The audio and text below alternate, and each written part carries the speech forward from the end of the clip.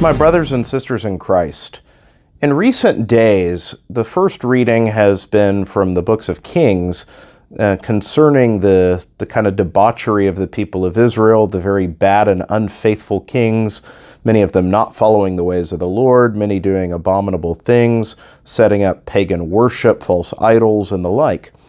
But today, and that culminated, we heard in the last couple days that the fall of the northern kingdom, Judah is all that is left. And so now in today's first reading, we hear the kind of the taunt of the king of Assyria to Hezekiah, saying, "Do you not know Jerusalem will also fall?" But today's first reading gives a very important glimpse. It's like a little oasis of light in the midst of a tragic downfall story.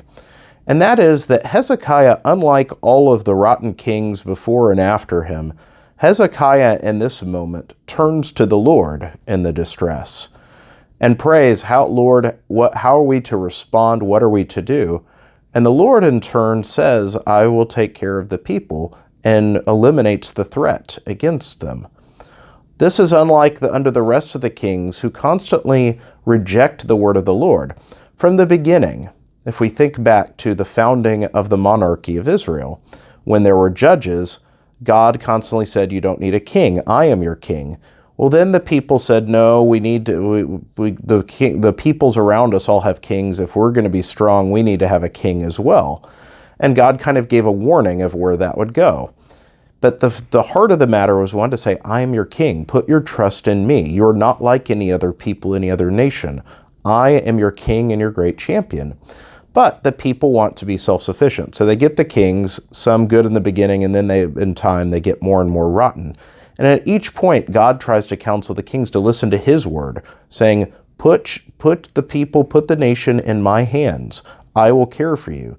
But instead, the kings constantly want to be self-reliant, to rely upon worldly means of what they think will save them or promote their best interest. And it brings calamity after calamity on the people of Israel.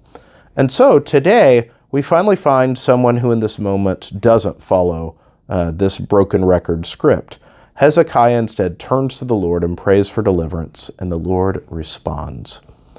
Unfortunately, after Hezekiah, it'll go back to the old script until Jerusalem itself will fall, culminating in that time we call the Babylonian exile.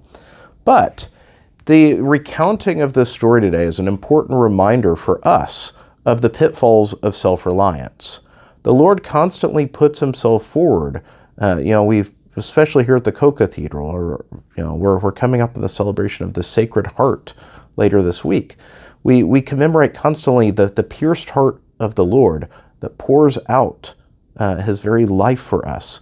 His desire for our good, for our salvation is so mighty that he pours himself out completely. The Lord longs for our good and is ready to take care of us at every turn if we will allow him. But instead, we so often prefer to be self-reliant.